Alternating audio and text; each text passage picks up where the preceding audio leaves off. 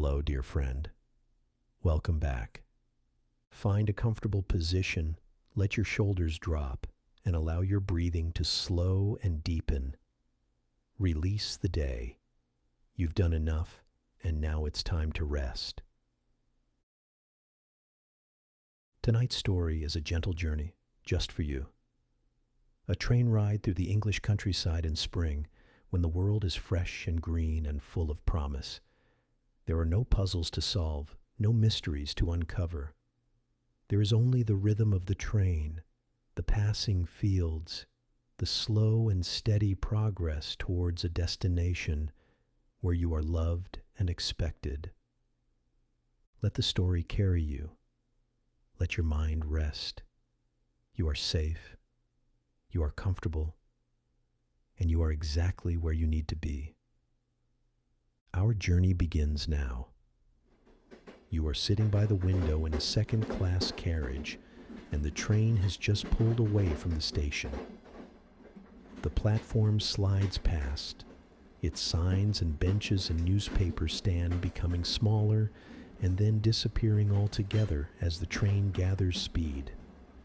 The rhythmic clatter of wheels on track fills the air, a sound both familiar and comforting.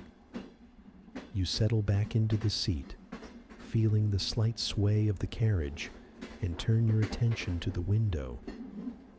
It is April, and the world beyond the glass is awakening. The city gives way quickly to suburbs, rows of houses with gardens just beginning to show their spring colors. Washing hangs on lines in back gardens, moving gently in the breeze. A cat sits on a wall, watching the train pass with the supreme indifference that only cats possess. Children play in a small park, their figures tiny from this distance, their games mysterious and important to them alone. The train picks up speed, and soon the houses thin and disappear, replaced by fields.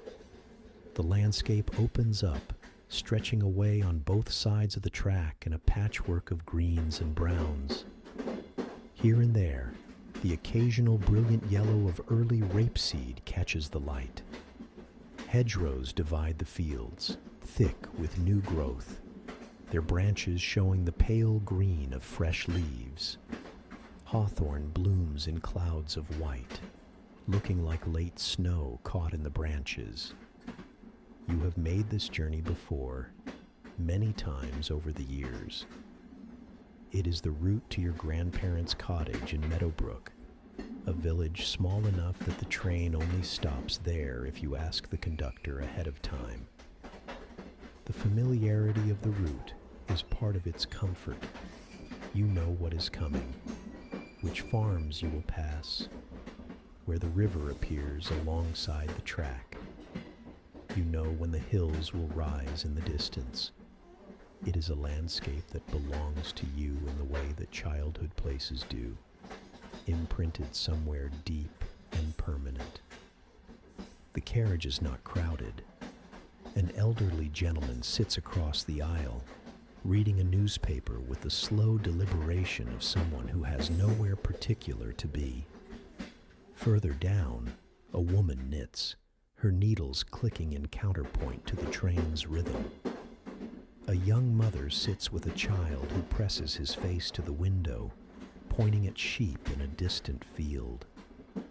Their voices are soft, part of the general hum of the carriage, blending with the train sounds. Occasionally, a whistle sounds as you pass through a cutting or under a bridge.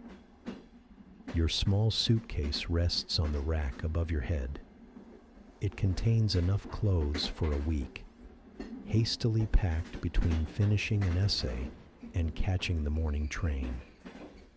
There is also a book for your literature course, though you know already that you will not read it. The journey itself is too interesting, too full of things to see and notice. Reading can wait for the evenings at the cottage, when you are settled in the small bedroom under the eaves. The light will be fading, and grandmother will have brought you tea in the special cup with roses painted on the side. The conductor appears, making his way down the carriage with the ticket punch in his hand. You have your ticket ready, pulled from your coat pocket where you have checked for it twice already, just to be certain. He clips it with a satisfying chunk and hands it back with a nod. Then he moves on to the elderly gentleman with the newspaper. The ritual is reassuring, proof that you are properly part of this journey, a legitimate passenger on your way to a legitimate destination. Outside, the countryside continues to unfold. A farmhouse appears, its stone walls golden in the afternoon light. Chickens scratch in the yard. A dog lies in a patch of sun by the door, utterly content. Then the farmhouse is gone, replaced by more fields. These ones show the bright green of new wheat. The crop is still low, barely visible as distinct plants, just a wash of color across the brown earth. The train follows the contours of the land, curving gently around hills, straightening on the flats. The swaying motion is hypnotic, a gentle rocking that feels almost like being rocked to sleep, though you are not sleepy. You are awake and alert, taking everything in, storing it away. The way the light falls across a particular field, the exact shape of an oak tree standing alone on a rise, the pattern of clouds moving slowly across the pale blue sky. You pass through a small station without stopping. Its platform is empty except for a porter sweeping, his movements steady and methodical. The station building is neat, its windows hung with baskets of flowers. They will be brilliant with color by summer, but now show only green growth. A few early blooms nod in the breeze. The station name flashes past too quickly to read, though you know it already. Ashfield Halt. You are halfway to Meadowbrook. The train enters a stretch where trees line both sides of the track, creating a green tunnel. The light changes, becoming dappled and shifting as it filters through new leaves. The temperature drops slightly, the shade bringing coolness even through the carriage window. Then you are out again, back in open country. The sun returns, warm on your face through the glass. A river appears on the left, running parallel to the track for perhaps a mile. The water is clear and shallow, moving over a bed of smooth stones.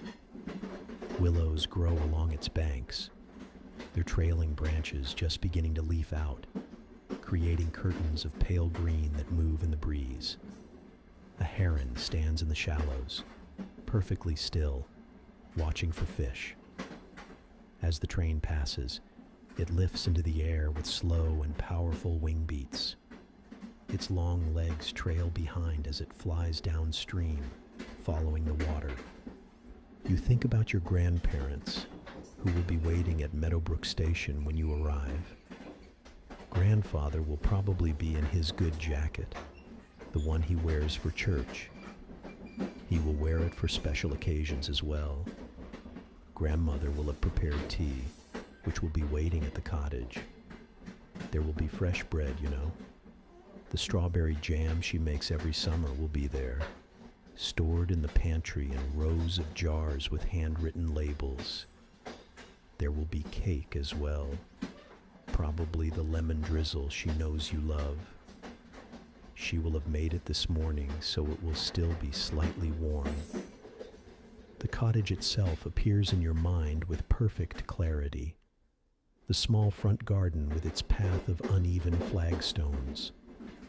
The climbing rose by the door, which will not bloom for another month, but whose leaves are already thick and healthy. The front room with its deep armchairs. The grandfather clock that chimes every hour stands in the corner. Your bedroom upstairs has a sloping ceiling.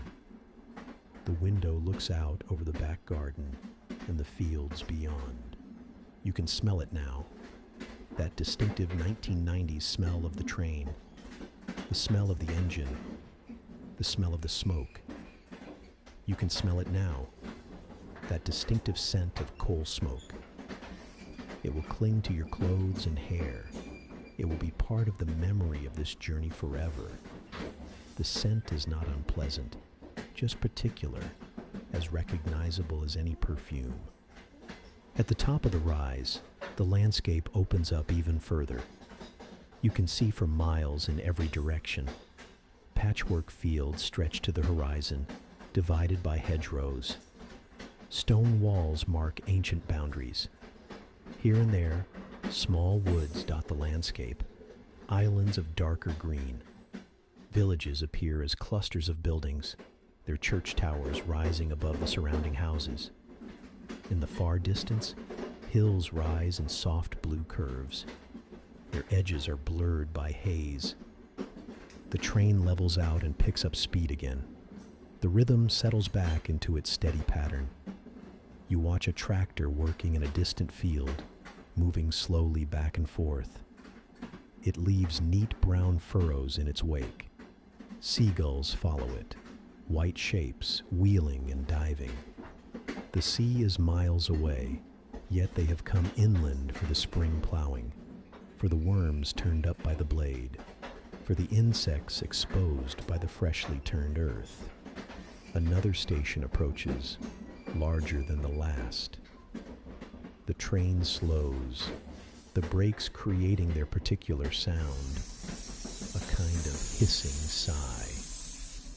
The platform is busier here. People wait with luggage, checking their watches. They look down the track for the next train. A few passengers disembark from your carriage, gathering their belongings, stepping down onto the platform with practiced ease. A few more climb aboard, finding seats, settling in for their own journeys. The conductor calls out the station name, though you cannot quite make out the words through the window glass. Then the whistle blows, a clear note that cuts through all other sounds. The train begins to move again. The platform slides past, the station building following. The station master's office with its small window passes by. Posted timetables flutter on the notice board. Back into the countryside now, back into the rhythm of travel. The woman with the knitting has finished whatever she was making. She folds it carefully and places it in a bag at her feet. Then she settles back into her seat and closes her eyes, perhaps dozing for the remainder of her journey. The elderly gentleman has finished his newspaper and folded it on his lap. He gazes out the window with an expression of quiet contentment. The young mother and child have moved to the other side of the carriage, the better to see something that has caught the child's interest. Their voices carry softly through the carriage. You check your watch, a gift from your parents when you started university. Another 20 minutes to Meadowbrook. The knowledge is both satisfying and slightly disappointing. You want to arrive, to see your grandparents, to be at the cottage with its familiar rooms. But you also want this journey to continue, this peaceful suspension between departure and arrival. This is a time when nothing is required of you except to sit, to watch, to simply be. The train passes an orchard, the trees in full blossom. The flowers are pink and white, so thick on the branches that the trees look like clouds come to earth. In a few weeks, the petals will fall, creating drifts beneath the trees like snow. Then the small green fruit will appear, growing slowly through the summer until harvest time. But now, in this moment, they are perfect in their flowering. They represent the epitome of spring. A level crossing appears, The gates closed across the road to allow the train to pass. A car waits, its driver patient, one hand resting on the wheel. A bicycle leans against the gatekeeper's cottage, its front wheel askew. The gatekeeper himself stands by the track, watching the train pass. He raises one hand in a wave. You return the gesture, though you know he cannot see you through the window. The landscape begins to change subtly. The fields become smaller, the hedgerows thicker. Cluster of trees appear more frequently.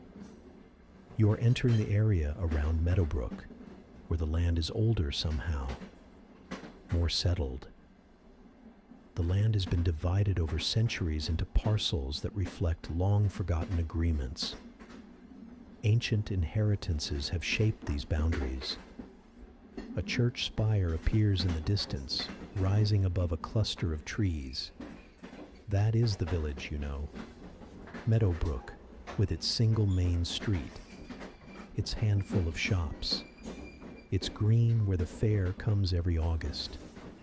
The spire marks St. Mary's, where your grandparents were married 40 years ago, where your mother was christened, where you yourself have sat through countless Sunday services in the hard pews, listening to the vicar's sermons, watching the light through the stained glass windows, the colors shifting as the sun moved across the sky. The train begins to slow.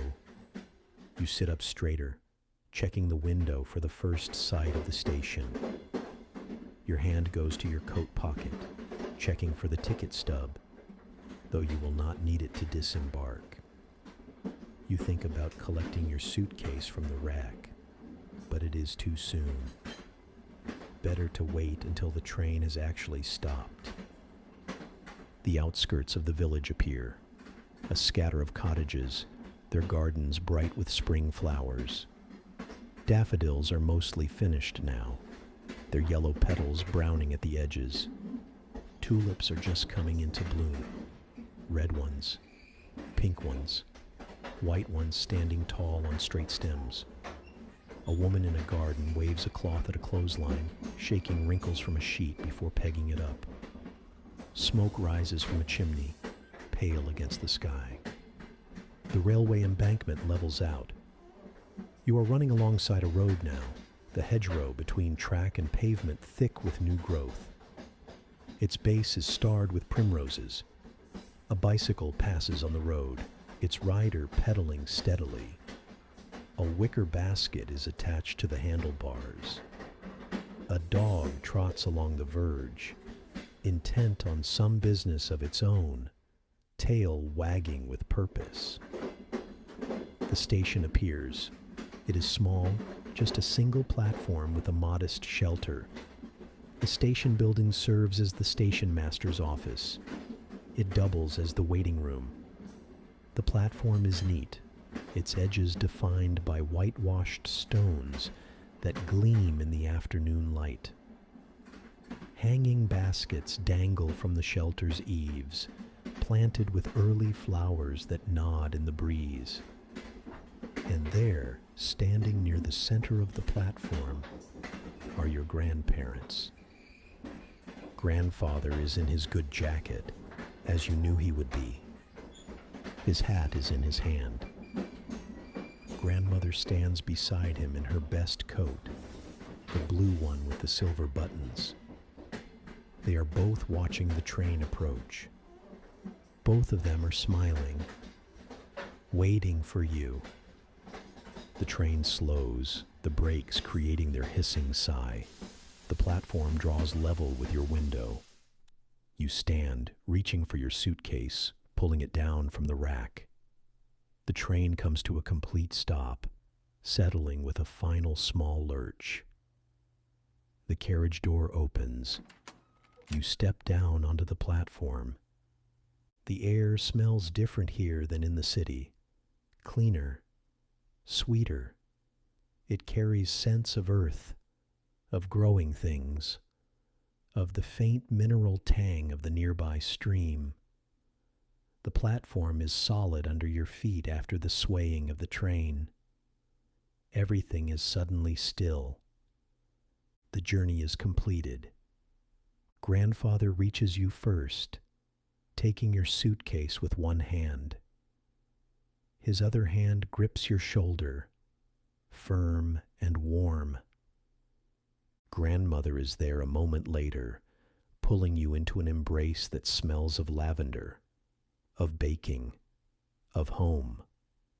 They speak, both of them, asking about your journey, about your term, about whether you are tired or hungry. You answer, though the words are less important than the simple fact of being here, of having arrived, of standing on this familiar platform in this familiar village with these two people who have always been exactly where you expected them to be. The train pulls away behind you, its whistle blowing once in farewell. You turn to watch it go, seeing the carriages diminish as they move down the track, heading on to other stations, other destinations. The sound fades gradually, the clatter of wheels on rails becoming quieter until it disappears entirely. The countryside absorbs it. Grandfather picks up your suitcase. Grandmother links her arm through yours.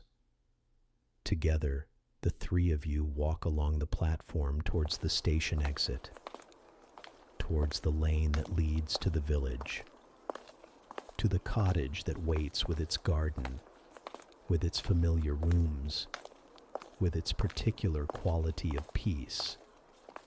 The journey is over. You are at Meadowbrook. You are home. The platform is quiet now, the train gone. Its sounds have faded into the gentle background hum of the countryside. A bird calls from somewhere in the station's small garden.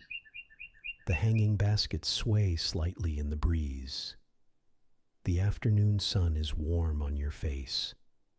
You walk down the platform steps with your grandparents, through the small station building where the station master nods from his office window, out into the lane beyond. The village spreads before you, familiar and unchanged, exactly as it has always been, and as you knew it would be. The hedgerows along the lane are thick with growth. Their bases are starred with primroses. Early violets hide among the leaves. The air carries the sound of sheep from a nearby field, their bleating soft and companionable. Somewhere, a church bell rings the hour. Its tone is clear and measured. Grandmother is talking about the garden, about what has come up already, and what is still waiting. The tulips are splendid this year, she says. The asparagus is nearly ready. There are birds nesting in the eaves again.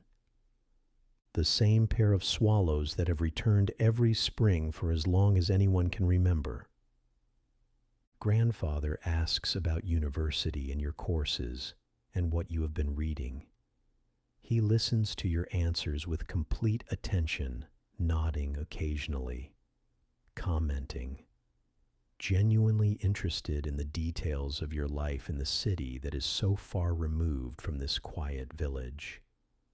The cottage comes into view at the end of the lane, exactly as you pictured it. The climbing rose by the door is indeed leafy and healthy. Its buds are just beginning to show color. The front garden path is as uneven as you remembered. The flagstones have been worn smooth by decades of footsteps. Smoke rises from the chimney, promising warmth and the particular comfort of a well-tended fire. Inside, the tea is waiting, just as you knew it would be. The table in the kitchen is set with the good china. The teapot sits in its knitted cozy. The cake stands ready on its special plate. The room smells of baking, of wood smoke, and of that indefinable scent that belongs only to this house. This particular combination of old stone and furniture polish and the herbs that grandmother grows on the windowsill. You sit at the table in your usual place, the chair that has been yours for as long as you can remember. Grandfather pours the tea with steady hands. Grandmother cuts the cake, placing a generous slice on your plate. They settle into their own chairs. For a moment, nobody speaks. The clock ticks in the front room. The fire crackles softly. Outside, the bird continues its song. This is the destination the journey was bringing you towards. This kitchen, this table, these two people who have been waiting for you, who are always waiting for you and will always be here in this cottage in this village, constant as the seasons, reliable as the train that brought you. You pick up your teacup, feeling its heat through the china. You take a sip, tasting the particular way your grandmother makes tea. It is different from how anyone else makes it. It tastes simply and perfectly of being loved. The journey is complete. You have arrived at Meadowbrook. And for this week, for these few precious days of term break, this is where you belong. The afternoon stretches ahead. There will be time to unpack your suitcase, to settle into your room, to walk through the village if you wish, to visit the places you remember. But for now, there is only this: the kitchen with its coziness, the tea, the cake, your grandparents sitting across from you, content simply to have you here. Outside, the spring afternoon continues. The sun moves slowly across the sky. The shadows lengthen in the garden. The birds go about their business, and the world turns at its own pace, unhurried. The cottage exists in its own time, separate from the urgency of the city, from the demands of university, from everything that waits for you when you return. But that is for later. For now, you are here, at Meadowbrook, at the cottage, with your grandparents. The train journey is finished, and the arrival is complete. And in this moment, in this kitchen, with the taste of tea and lemon cake, with the sound of the clock and the crackle of the fire, you are exactly where you need to be. The journey brought you here. The rails carried you across the countryside, through the fields, past the farms, alongside the river, over the level crossings, through the stations, all the way to this small platform, to these two people, to this home. And tomorrow, there will be more. There will be walks through the village, visits to familiar places, conversations in the garden, meals around this table, evenings by the fire. The whole week stretches ahead, full of quiet pleasures and the particular peace that this place has always offered. But that is tomorrow. For now, there is only this: the completion of the journey, the arrival at the destination, the warmth of welcome, the taste of home. You are at Meadowbrook. You are where you belong. Good night.